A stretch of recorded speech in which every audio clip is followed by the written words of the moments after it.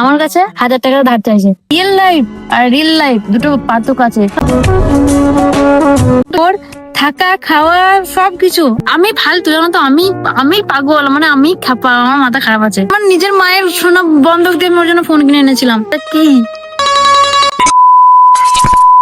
আমি এখানে blog shoot করতে এসেছিলাম, মানে এবার বাড়ি যাবো, ওকে আবদার করছে, দেখো আমার কাছে 1000 টাকা ধার চাইছে। কি করবি 1000 টাকা? কি করবো বলতে ভেরিফাই ব্যাচ নেবো তোমার মতো। ও ওর আবদার হচ্ছে ফেসবুকে আমার মতো ব্লু টিক, মানে ভেরিফাই ব্যাচ। না, আমার ব্যাচ নিয়ে কি হবে? তুই তো ব্লগই করিস না। আজকে সকাল থেকে বুঝতে পারছি কিছু তো একটা ব্যাপার আছে। পটাচ্ছ তুমি, এমনি এমনিতে তুমি পটাবে না। হ্যাঁ, তো দিয়ে দেওয়ার ব্যাপার নয়। আমি বলছি আমাকে 1000 টাকা ধার দেবে, আমি 4 মাস পর দিয়ে দেবো। না ধর একটা কথা বলছি, আচ্ছা তোর 4 মাসই কেন মনে হলো যে তুই 4 মাস পর দিতে পারবি? মানে এটা কেন মনে হলো না যে তুই 6 মাস পর দিতে পারবি, কিংবা তুই 2 মাস আগে দিতে পারবি? 4 মাসই কেন মনে হলো তো? আমি জানি যে যদি 1 মাস 2 মাসে 1 মাস চেষ্টা করবো যে 1 মাস 2 মাসে দিয়ে দেওয়া, আর যদি না হয় বাই এনি চান্স, তাহলে আমি এইটুকু জানি যে 4 মাসে দিয়ে দেবো। সেই জন্যই আমি একটা কথা বুঝতে পারি না, নিজের বেস্ট ফ্রেন্ডের কাছে এরকম ভাবে কি টাকা ধার চাই? মানে মনে পর পর ব্যাপারটা নেই যে ধার চাওয়া যে জিনিসটা। আর যদি আমি কিছু খারাপ সময় আসি, তাহলে তুই আমাকে এরকম ভাবে বলবি তো আমাকে 6 মাসের পর টাকা দিয়ে দিতে হবে? বলবি তো? ও বলবে, ও বলবে। ওই জন্য ও আমাকে এরকম বললো যে 4 মাস পর আমাকে দিয়ে দিতে হবে। আচ্ছা আমি মানলাম, ওকে আমি তোকে আমি 1000 টাকা দিয়েও দিলাম। তুই 1000 টাকাটা তুই যে কারণে নষ্ট করছিস, সেই কারণটা থেকে আমাকে ব্যাক দিতে হবে। ফেসবুকের জন্য যদি টাকা নিচ্ছিস, আমাকে তোকে ফেসবুক থেকে নিয়ে তোকে আমাকে ব্যাক দিতে হবে। তুই তো ব্লগ করবে না। ওকে তোমরা বলে পারলে না, আমি বলে পারলাম না। মানে আমি এত রিকোয়েস্ট করেছি ব্লগের জন্য যে আমি এখন আর ধিৎকার, এই যে ক্যামেরার পিছনে যে আছে আর এই যে সামনে আছে, এদের দুজনকে আমি পুরো ধিৎকার নিয়েছি। ব্লগ করতে বলি ব্লগ করিস না, ব্লগ করবি না, কিন্তু টাকাটা ভেরিফাই করে কি লাভ বল? তোর তো এটা প্রতি মাসে টাকা কাটবে। এমন তোকে ধর আমি এখন দিয়ে দিলাম, আমি তোকে এখন 1000 টাকা না, তুই বললে আমি তোকে 2000 টাকা দিয়ে দেবো কষ্ট করে। প্রতি মাসে কাটে একটা ভ্যারিফিকেশন ব্যাচ নেওয়া মানে এটা প্রতি মাসে তোর 600 কত টাকা করে কাটবে। আমার তো 600 কত টাকাই কাটে, তুই তো আমাকে 1000 টাকা নিচ্ছিস। আমি ভাবছি যে লাইফ টাইমের জন্য বা 1000 টাকা দেওয়া লাইফ টাইমের জন্য ভেরিফাই ব্যাচ।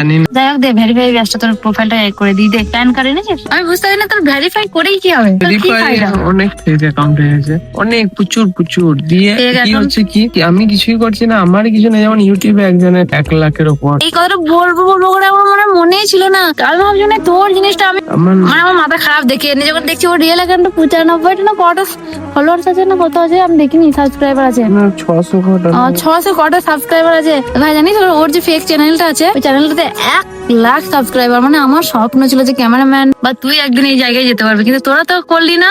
পুরো ফেক অ্যাকাউন্টে ফেক প্রোফাইলটা ফেক, যে আমার স্বপ্ন পূরণ করেছে। ও সিলভার প্লে বাটন পাবে, তুই আমার স্বপ্নটা পূরণ করবি না এটা? হ্যাঁ, আমি কত রিকোয়েস্ট করি তোরা প্লিজ কর, প্লিজ। আমি চাই তোদেরকে সাকসেস দেখতে। আমি কেন বোঝাতে পারছি না যে এই এখনকার যুগে না, অন্তত একটা ছেলেকে, এখন তো মেয়েদেরকে নিজের পায়ে দাঁড়ানো উচিত আমার মনে হয়। তার জায়গায় গিয়ে তোরা যখন একটা ছেলে তখন বেকার। আমি এত বোঝাচ্ছি, এই যে ওকে বোঝাতে পারছি না।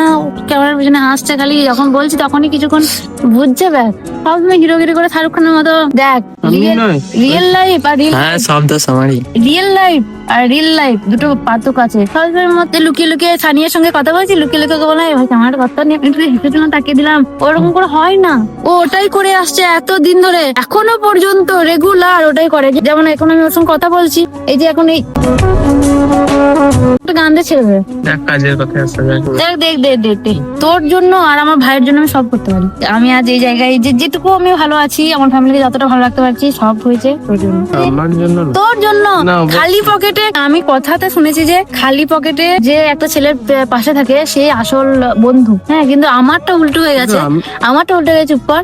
আমার খালি পকেটে, মানে একটা মেয়ের খালি পকেটে বেকার একটা মেয়ের পাশে ছিল ও যেটুকু টাকা পেতো, যাই পেতো, আমার জন্য সেটাও নষ্ট করে দিত। অনেকে আমাকে জিজ্ঞেস করে কি বলবি জিনিসটা, আমি কিছু বলবো না, আজকে তুই বলবি। অনেকে আমাকে জিজ্ঞেস করে যে ক্যামেরাম্যান যে তোমার ক্যামেরা করে, তার জন্য ক্যামেরাম্যান কত টাকা দাও?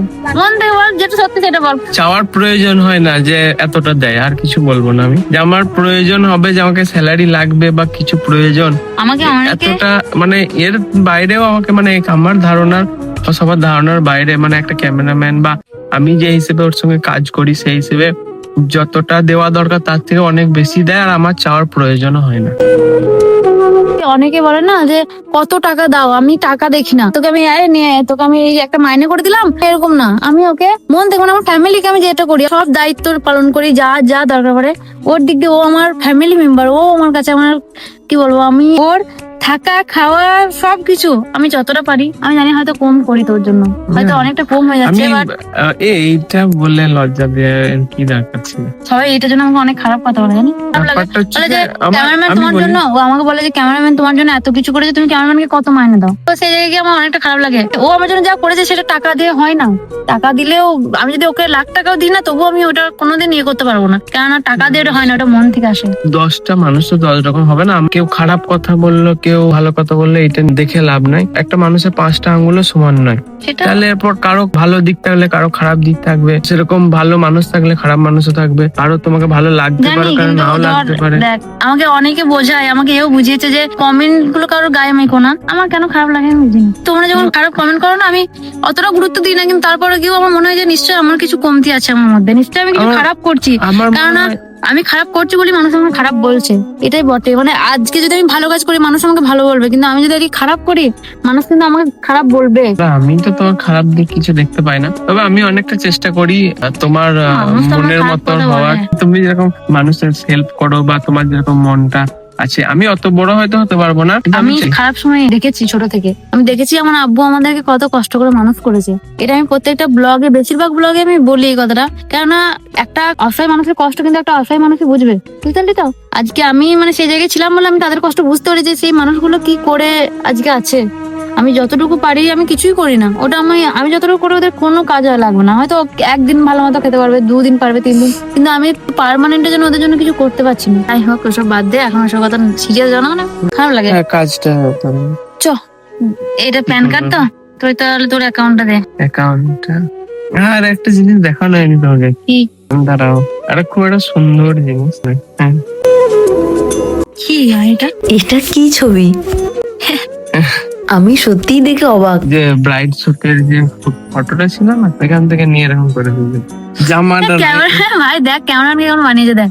দাঁড়া, ব্রাইটনেসটা বাড়াই ফোনে। আর ব্রাইটনেস নাই। ওকে একটা ফোন কিনে দিয়েছিলাম আমি, বলতে ভুলে গেছি, দাঁড়াও। ফোনটা কই, ভেঙে ফেলেছে। আমি ফালতু জানো তো, আমি পাগল, মানে আমি খাপা, আমার মাথা খারাপ আছে, তাই বলে ওদেরকে আমি বারবার সাপোর্ট করি, মানে আমি কিনে দিই কষ্ট করে। এই কবে ওর বার্থডে গেল, কবে আমি ওকে একটা ফোন কিনে দিলাম, ফোনটা কই? ও আর ব্লগ, তুই আমি ভুলেই গেছি, তুই ব্লগ করবি কি করে? তোর তো ফোনই এখন ভালো নেই আর, ফোনটা সার্ভিস সেন্টার আছে, ভেঙে গেছিল। তুই কি করে ব্লগ করবি এই ফোনটা নিয়ে?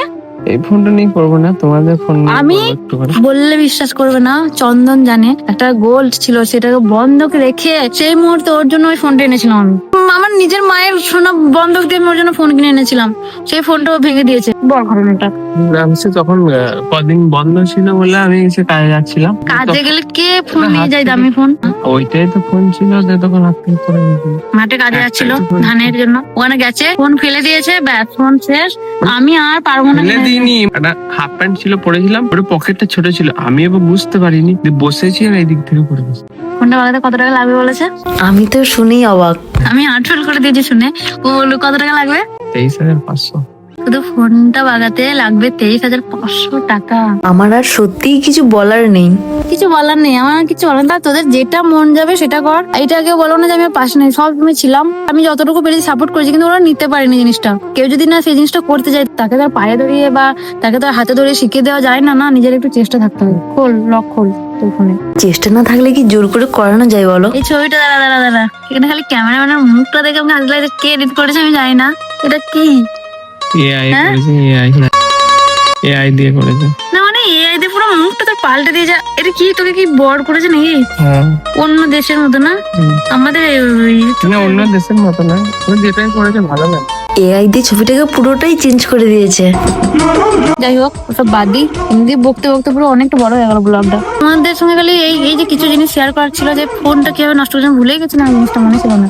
আবার খালি এই ছবিটা দেখাচ্ছে, এখন এই আইডিয়া অনেক কিছু করা যাচ্ছে। যাই হোক, এই যে এটা হলো ক্যামেরাম্যানের ফেসবুক আইডি। এই যে এইটা হচ্ছে ক্যামেরাম্যানের রিয়েল আইডি, যেটাতে আছে 3,21,000 ফলোয়ার। এইটা ওর রিয়েল আইডি, কোনো ফেক আইডিতে যাবে না। আমি ফোনটা কিনে দিলাম ব্লগ করবি বলে, সবাই কত আশা করে বসেছিল তোর ব্লগ দেখবি বলে। ইনফ্যাক্ট আমিও তো ছিলাম। এই যে ভেরিফাই করে দিয়েছি, ভেরিফাই করে লাভ কি? প্রতি মাসে তোর তো 1,000 টাকা করে কেটে নেবে। সবাই বলছে কমেন্টে যে কোনটা রিয়েল অ্যাকাউন্ট বুঝতে পারছি না। আমি বলছি তাহলে ভেরিফিকেশন থাকলে তো বোঝা যাবে, বোঝা যাবে। তোর যখন এত ইচ্ছা হয়েছে ভেরিফাই করার, তাহলে তুই করতেই পারিস, কিন্তু শুধু ভেরিফাই করলেই তো হবে না, ব্লগও করতে হবে। এই যে ফাইনালি খুঁজে পেয়েছি, এবার ভেরিফাইটা করবো, দেখি। ক্যামেরাম্যানের নাম হচ্ছে শেখ আতাউর রহমান। ওই রে, হচ্ছে ওই রে। এখন হবে না।